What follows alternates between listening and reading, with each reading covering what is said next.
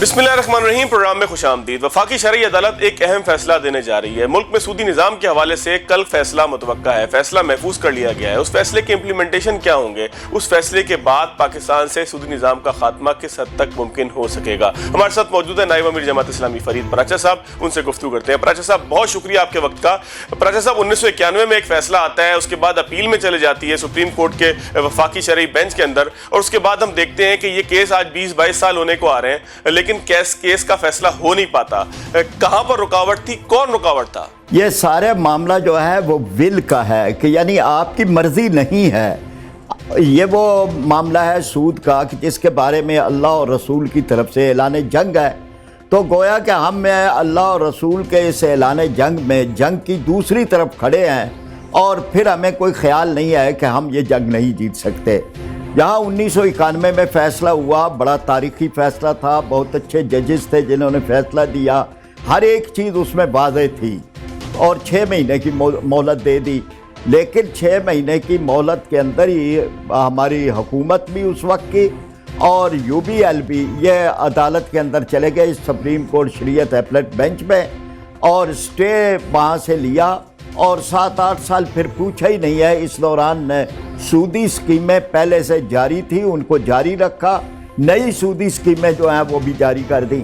फिर जब इसमें 1999 में शरीयत अपीलेट बेंच ने बड़ा तारीख़ी फ़ैसला दिया, उस फैसले को बहाल रखा, कई नए नुकात बयान किए, और उसके साथ उन्होंने भी मुकर्रर कर दी कि 31 मार्च 2001 तक अगर ये सूदी कवानीन ख़त्म नहीं होंगे तो ये खुद ब खुद कलअदम हो जाएंगे। लेकिन फिर वही मुकाबले की कैफियत है, अल्लाह और रसूल के ख़िलाफ़ ऐलान जंग, हम उस तरफ खड़े हैं कि जंग को बढ़ा रहे हैं। उसका नतीजा फिर ये हुआ कि जी फिर एक दफ़ा अदालत में चले गए। वो जजेस जिन्होंने फ़ैसला दिया था उन्होंने PCO के तहत हलफ नहीं उठाया था, नए जजेस आ गए जिन्होंने PCO के तहत हलफ उठाया था, और उन्होंने फिर 2002 में इसको फिर वापस वफाकी शरीयत अदालत को भेज दिया। चुनाचे ये एक खेल है जो जारी है, और शटल कॉक बनाया हुआ है इस मामले को, और उस तरह से फिर 2002 से लेकर अब 2022 हैं, 20 साल हो गए हैं। इन 20 सालों के अंदर पहले तो 2013 तक केस को वैसे ही सर्द खाने के अंदर डाल दिया।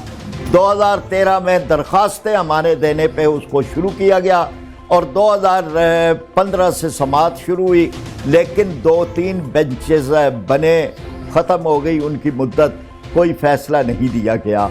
और फिर अब ये जो बेंच था ये सीरियस था। बहसें जो छेड़ी जा रही हैं कि जुरिस्डिक्शन है, अदालत की नहीं है, ये सूद वो नहीं है कि जो महाजन का सूद है, वो तो महाजन का सूद मना किया गया था, ले ये तो तिजारती सूद है, वगैरह वगैरह। ये बहस, इन सब का हमने मुदल्लल जवाब दिया, कुरान और सुन्नत की रोशनी में दिया, बताया कि ये सूद जो है ये तो खुदा ने कह दिया है कि अहल्लल्लाहुल बैअ व हर्रमर रिबा, तिजारत और सूद का फ़र्क तो अल्लाह तबारक व तआला ने बता दिया है कि सूद तिजारत हलाल है और सूद हराम है। तो अब उसके बाद इस वक्त ये फ़ैसला आ रहा है, अल्हम्दुलिल्लाह, यानी बहुत तवक्को है कि यह फ़ैसला तारीख़ी होगा। 27 रमज़ानुल मुबारक और जुमातुल विदा भी है अगले दिन, ये एक बहुत ही अच्छा बड़ा तारीख़ी फ़ैसला होगा। लेकिन फिर वही अच्छा पराचा साहब, रुकावट इसमें कौन बनता रहा? रियासत पाकिस्तान रुकावट बनती रही, या आप समझते हैं कि पूरा एक जो माफिया मुख्तलिफ जगहों पर बैठा हुआ है कि जो इस मईशत को चलाना चाहता है या इस मईशत का पुश्तिबान है, वो जो है वो इसकी सपोर्ट के अंदर खड़ा रहा? किसने आपको महसूस हुआ कि रुकावट सबसे ज़्यादा पैदा की? लेकिन सबसे बड़ी रुकावट तो खुद हुकूमत है। अगर हुकूमत चाहे तो कोई चीज़ जो है वो उसमें रुकावट नहीं बनती। यही बैंक जो इस वक्त ट्रेडिशनल बैंकिंग कर रहे हैं, अगर ये हुकूमत जो है ये कर दे तो यही जो है वो मुजारबा और मुशारका और ये सारे यानी खुद ब खुद एक दूसरे से बढ़ चढ़ कर बिलासूद बैंकारी को ये आगे ले जाएंगे। लेकिन हुकूमत की मर्जी नहीं थी।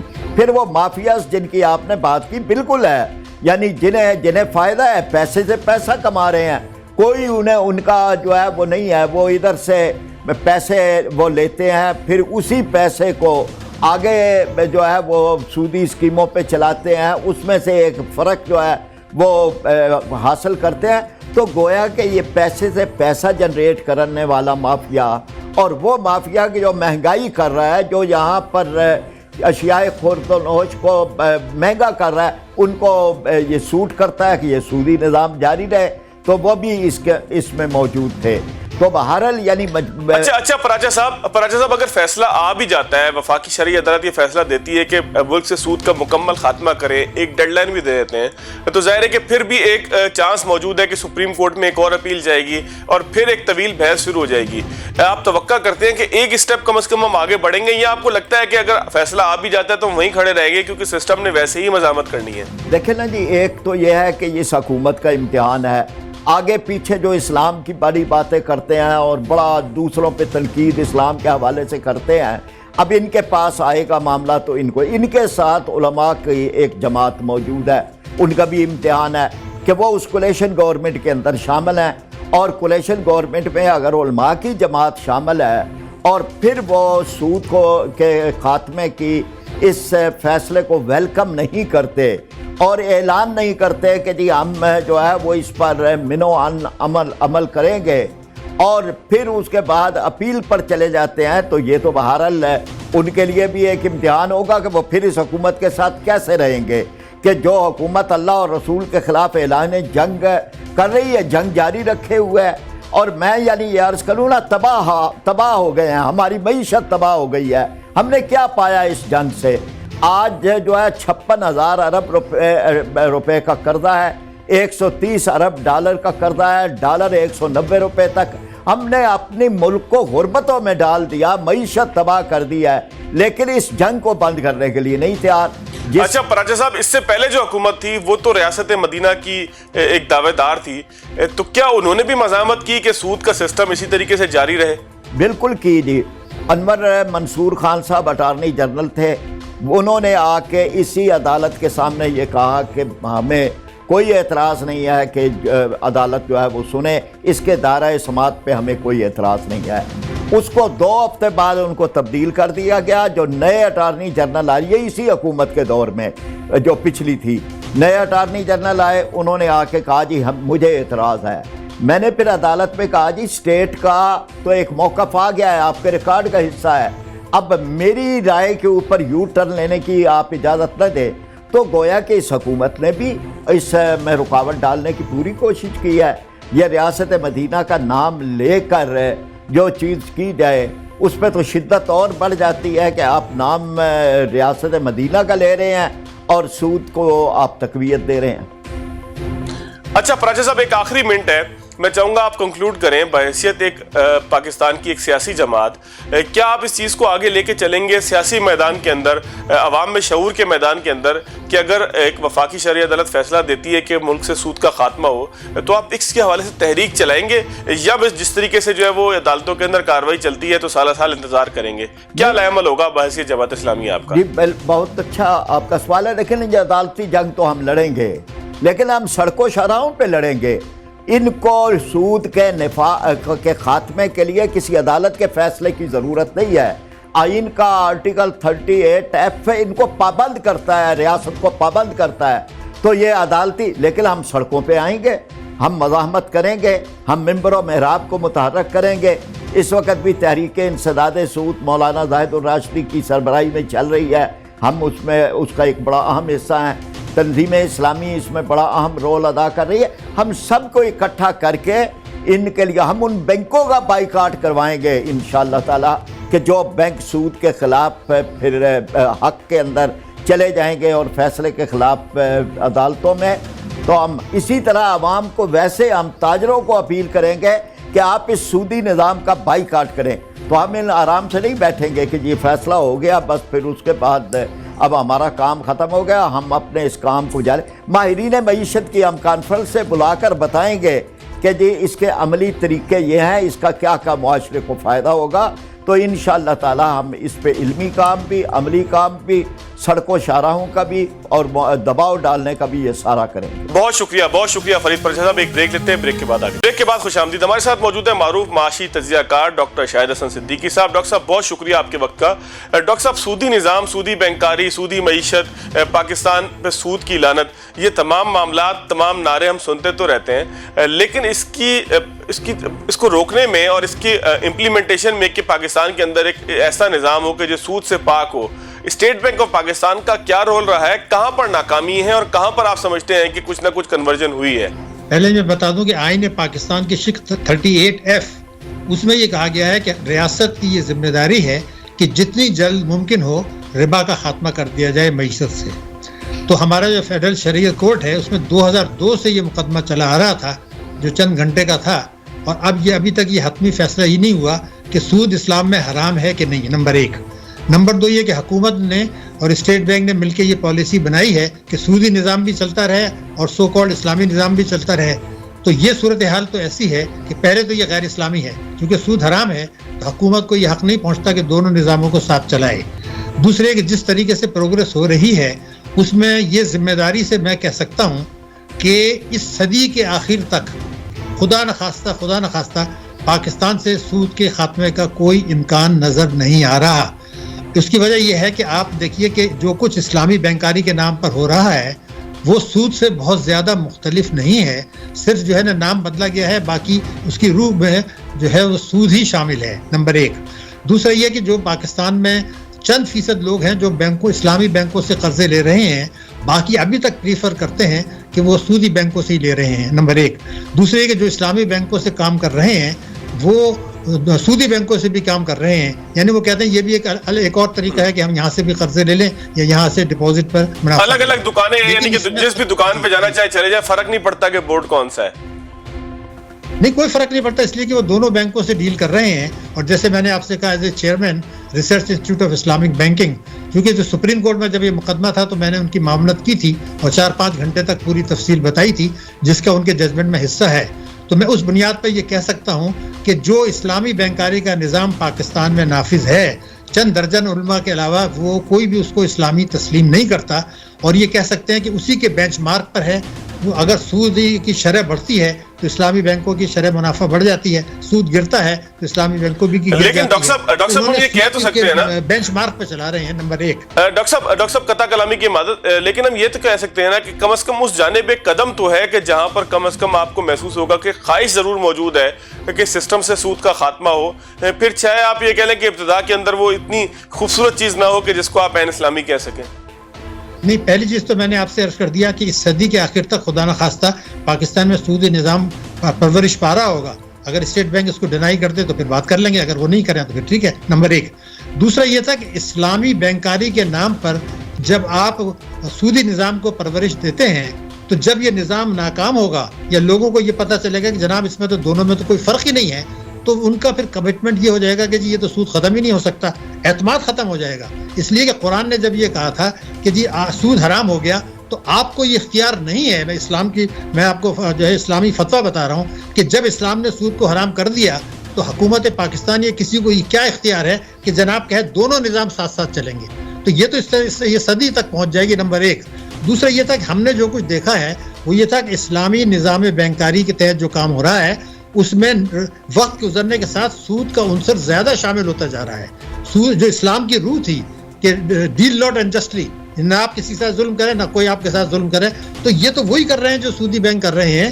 اور آپ کو پتہ ہے کہ 42 جید علماء نے یہ کہا تھا کہ جو اسلامی بینکاروں کے ساتھ کام کرنا جو ہے وہ حرام ہے. یہ فتویٰ دیا تھا پاکستان کے جید ترین علماء نے, اور اس کے پیچھے دلائل موجود ہیں, اس کے پیچھے ثبوت موجود ہے. اسلام میں تو لیپا پوتی نہیں ہے, یا تو آپ اسلامی بینکاری کریں تو اسلامی نظام معیشت کا حصہ ہوگا. جب آپ کے ملک میں کالا دھن چل رہا ہے اور لوگ ٹیکس نہیں دیتے, کرپشن ہے, بدعنوانی ہے, لوگ اپنا منافع نہیں کرتے, تو اسلامی بینکاری تو نفع نقصان میں شرکت ہے. یعنی اسلام یہ چاہتا ہے کہ جو ڈپازیٹر ہیں اسلامی بینکاری میں وہ بینک اس کو اپنے منافع میں شریک کریں, اور جن کو وہ سرمایہ فراہم کرتے ہیں یعنی ایڈوانسز اس کے منافع میں شریک ہوں. تو اسلامی بینکاری کے تحت تو کوئی شرف نفع نقصان شرکت اس میں 13-14% ملنا چاہیے. یہ تو وہی دے رہے ہیں جو 4-5-6-7% جو سودی بینک دے رہے ہیں, اور اس میں سود کا عنصر آ چکا ہے. مختلف ہم نے چیزیں دیکھی ہیں جس میں یہ ثابت ہو رہا تھا کہ یہ بزنس چونکہ ان کے پاس ڈپازٹ ہے, ان کو سمجھ میں نہیں آتا کہ پیسے کو کہاں لگائیں, تو سودی نظام پہ وہ سرمایہ فراہم کر دیتے ہیں. تو یہ چیز مناسب نہیں ہے. اچھا ڈاکٹر صاحب یہ بتائیے گا, ایک جملہ بول دوں, کہ اپنا جو شریعہ بورڈ ہے انہوں نے اس پر ریزرویشن کا انتظار ان کی سالانہ رپورٹوں میں کیا ہے. جیسے وہ کہتے ہیں کہ ہماری بینک کی کارکردگی بڑی حد تک اسلامی ہے. या तो इस्लामी होता है या अन इस्लामिक होता है, बड़ी हद तक तो कोई चीज़ नहीं होती। अच्छा डॉक्टर साहब, मुख्तसर बताइएगा, एक हाँ। आखिरी मिनट है, अगर मुख्तसर आप बता दें, क्योंकि मैंने आपसे दरख्वास्त भी की कि रमज़ान मुबारक के साथ हैं, वक्त थोड़ा सा कम होता है। एक चीज़ मुझे बताइएगा, इस सारे सिस्टम को कन्वर्ट करने में कि कन्वेंशनल बैंकिंग से हम इस्लामिक बैंकिंग की तरफ चले जाएं, आप सबसे बड़ी रुकावट किसको समझते हैं? सबसे बड़ी रुकावट ये है कि जो हमारा माशी निज़ाम है वो इस्तिसाली निज़ाम है, हम उस निज़ाम को बदलने के लिए तैयार नहीं है। अगर आपका टैक्सों के निज़ाम में लोग सही मुनाफा ही नहीं दे रहे, डिक्लेयर ही नहीं कर रहे, रिटर्न्स ही नहीं फाइल कर रहे, तो नफ़ा नुकसान में शिरकत की बुनियाद पर मुनाफा जो है वो आप कैसे देंगे? नंबर एक। दूसरे के जो ताकतवर तबके हैं वो नहीं चाहते कि इस्लामी बैंकारी आए, न इस्लामी निज़ाम मईशत आए, तो ताकतवर तबके इदारे ये इसके लिए दिल से तैयार नहीं हैं, क्योंकि उसमें इंसाफ होगा तो जो माफिया है उनको जो लूट मार कर रहे हैं, मुनाफाखोरी कर रहे हैं, वो नहीं होगी। तो इस्लामी निज़ाम में तो इंसाफ होगा। तो ये एक लीपापोती ज़रूर है, मगर सबसे बड़ी रुकावट है लैक ऑफ कमिटमेंट हुकूमत का, स्टेट बैंक का, शरिया एडवाइजर्स का और ताकतवर तबकों का। ये बहुत बड़ा मसला है जिसकी वजह से इस्लामी बैंकारी जो है वो सही मानों में आने के लिए कोई मुझे उम्मीद खुदा न खास्ता नजर नहीं आ रही। बहुत शुक्रिया डॉक्टर साहब, बहुत शुक्रिया। एक ब्रेक लेंगे, ब्रेक के बाद आगे की तरफ चलेंगे। और डॉक्टर साहब के खदशात बिल्कुल दुरुस्त हैं कि एक माफिया है, हुकूमत की विल है, तमाम ही चीज़ें इसके आगे जो है वो रुकावट डाल रही हैं। अल्लाह ताला इन रुकावटों को दूर करे। ब्रेक के बाद आगे खुश आमदीद। फैसल बैंक पाकिस्तान का ऐसा मुनफरिद बैंक है जिसने कन्वेंशनल बैंकिंग से इस्लामिक बैंकिंग का सफर किया। कैसा था वो सफर, कितना फायदेमंद था, कस्टमर के लिए कितना फायदेमंद था और सोसाइटी में कितनी तब्दीली का सबब बन सकेगा? हमारे साथ मौजूद हैं फैसल शेख साहब, head Islamic banking Faisal bank के। बहुत शुक्रिया शेख साहब आपका। शेख साहब, ये फरमाइएगा कि आप एक कन्वेंशनल बैंकिंग से इस्लामिक बैंकिंग की तरफ पूरे सिस्टम को लेकर गए, कितना मुश्किल था, कितना मुनफरिद था, रिस्पांस कैसा रहा उन तमाम लोगों का कि जो आपके साथ कन्वेंशनल बैंकिंग से मूव हुए इस्लामिक बैंकिंग सिस्टम की तरफ? फैसल बैंक ने आज से कुछ अर्सा पहले फैसला किया था कि कन्वर्ट करेंगे, और जिस वक्त ये फैसला किया गया था उस वक्त हमारे सामने किसी किस्म का कोई मॉडल नहीं था। यानी कि दुनिया में ऐसा कभी हुआ नहीं था कि 200 ब्रांचों से ऊपर का जो बैंक हो और जो पिछले तकरीबन 20-25 सालों से काम कर रहा हो वो कन्वर्जन के ऊपर जाए। लेकिन मैं आपको बताऊं कि अल्लाह ताला की इंतहा से ज़्यादा मदद हमारे साथ शामिल हाल रही, और आज मैं आपके सामने बैठा हूँ और ये मैं आपको बताऊं कि आज की तारीख में हमारी सिर्फ 5 ब्रांचें रह गई हैं। यानी कि मैंने क्या बताया कि 200 से ऊपर ब्रांचें थी जो कन्वेंशनल थी हमारी, आज की तारीख में सिर्फ 5 ब्रांचें रह गई हैं जो ये कन्वेंशनल हैं अब, और इंशाअल्लाह ताला वो भी कुछ अरसे में इस्लामिक में कन्वर्ट हो जाएंगी। और जो हमारी जो फाइनेंसिंग थी वो एक ज़माने में बहुत ही नेग्लिजिबल इस्लामिक का उसमें शेयर था, आज उसका शेयर 89% से ऊपर जा चुका है। यानी कि हमारी जो 89% से ज़्यादा की जो फाइनेंसिंग है वो अब इस्लामिक पर है। तो इससे आप अंदाज़ा कर सकते हैं कि तजुर्बा जो अल्लाह ताला ने हमारी मदद की उससे बहुत ही ज़्यादा कामयाब रहा और हमारी तवक्को से ज़्यादा कामयाब रहा। और इससे अंदाज़ा हुआ कि जब आप अल्लाह ताला के बताए हुए अहकामात पर अमल करने की कोशिश करते हैं तो बज़ाहिर मुश्किल लगता है, लेकिन जब आप एक दफ़ा कोशिश शुरू कर देते हैं तो वो फिर अल्लाह ताला की मदद शामिल हाल हो जाती है और जो है आपको वो उसमें कामयाबी मिलती ही मिलती है। देखिए, जब आपने इसको कन्वर्ट करने का एक सही की एक कोशिश शुरू की तो जहाँ तक मेरे इल्म में है कि आपने लेटर्स लिखे अपने तमाम कस्टमर्स को और उनको बताया कि आप कन्वर्ट कर रहे हैं, उन सबको दावत दी कि वो इस सिलसिले में आपके साथ चलें।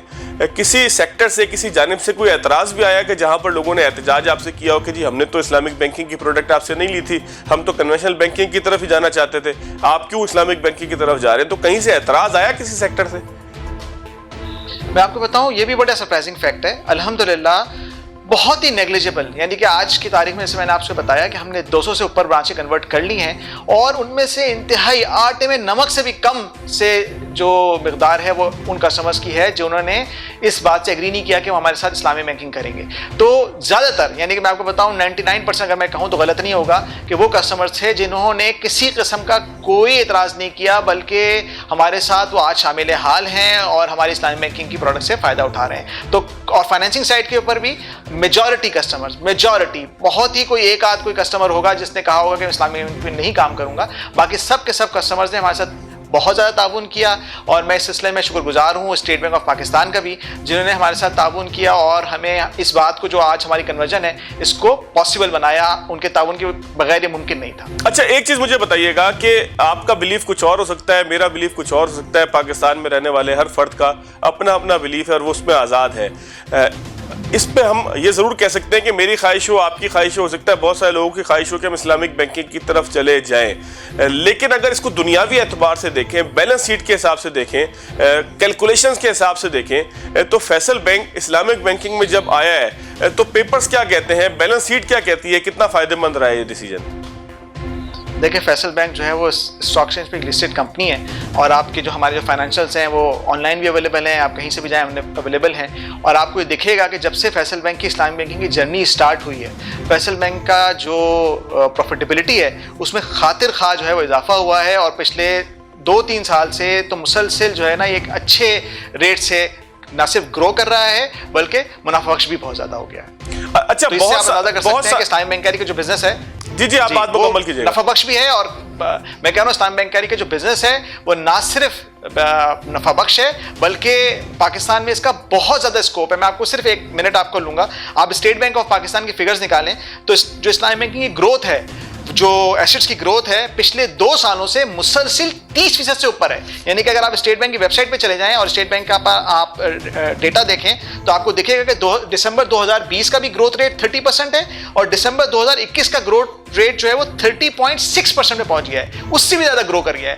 اگر اس سال بھی انشاءاللہ یہی گروتھ ریٹ رہتا ہے تو اندازہ کر سکتے ہیں کہ آپ 3 سال کے اندر پاکستان میں اسلامک بینکنگ کا جو بزنس ہے وہ دگنا ہو گیا ہے۔ یعنی کہ ہم یہ کہہ سکتے ہیں شیخ صاحب، ہم یہ کہہ سکتے ہیں کہ دنیاوی اعتبار سے، معاشی اعتبار سے بھی یہ فیصلہ فائدہ مند ہے۔ ظاہر ہے برکت تو اس کی اپنی جگہ ہے، وہ تو میں نے آپ سے کہا کہ میرا آپ کا پرسنل بلیف ہو سکتا ہے، لیکن اس کا مطلب یہ ہے کہ یہ ٹرانزیکشن فائدہ مند بھی ہے اگر آپ اس کو فگرز کے اعتبار سے دیکھیں، معاشی اعتبار سے دیکھیں۔